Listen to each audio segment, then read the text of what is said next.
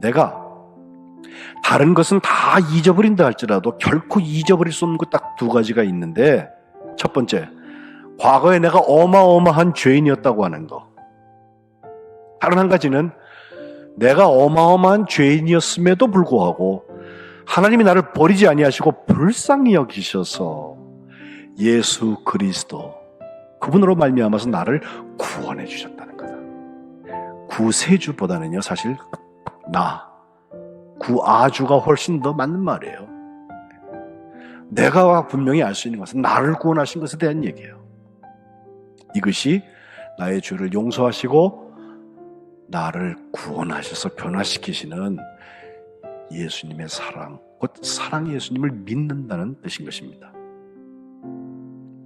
지난주부터 우리가 감교회가 믿고 있는 8가지 조항 보기 시작했는데, 두 번째 그것은 예수 그리스도에 대한 것이죠. 그리고 오늘 우리 같이 고백한 감리의 신앙 고백에는 여기 내용에 보면 먼저 예수님께서 하신 일들을 쭉 설명하신 다음에 맨 마지막에 예수님은 어떤 분이라고 고백을 하고 있습니다.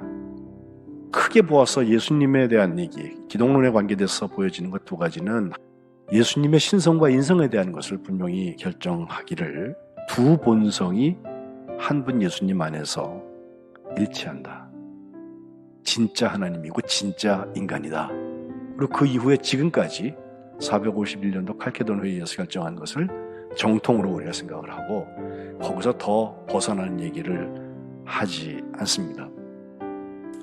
성경으로 돌아가 보면 진짜 바울이 예수님에 대해서 제일 먼저 글을 쓰기 시작하면서 우리에게 전해주었던 가장 큰 공헌이 있다면 예수님을 주님이라고 말했다는 거예요.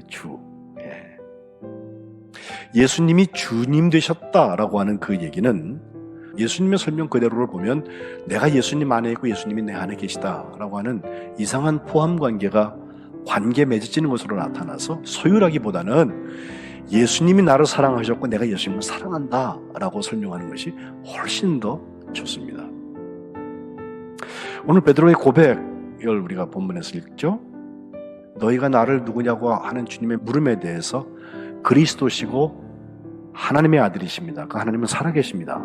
라고 고백했던 베드로의 고백. 나사렛 출신 예수님,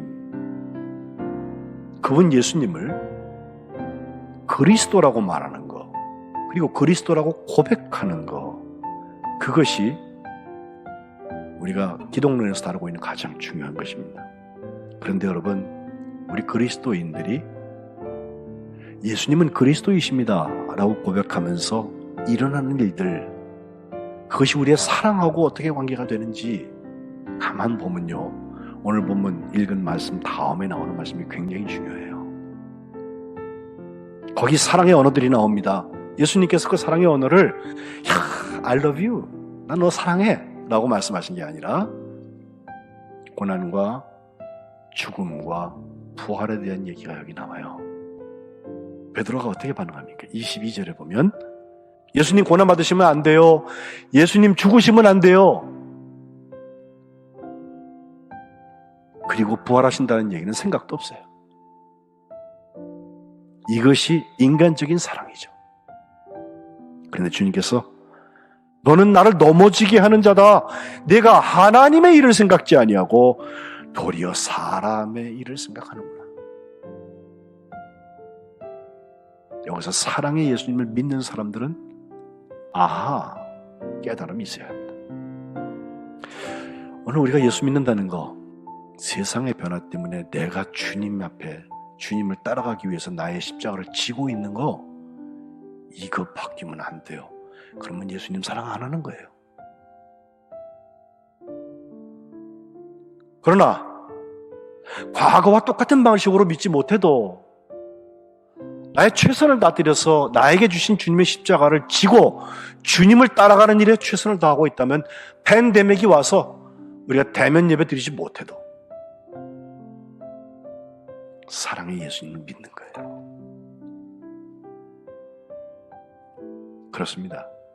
내가 거룩해지고 내가 사랑이 충만해서 막 혼자서 막 잘난 게 아니라 이것은 아까 말씀드린 나의 십자가를 지고 주님을 따라가는 자리에서 일어납니다.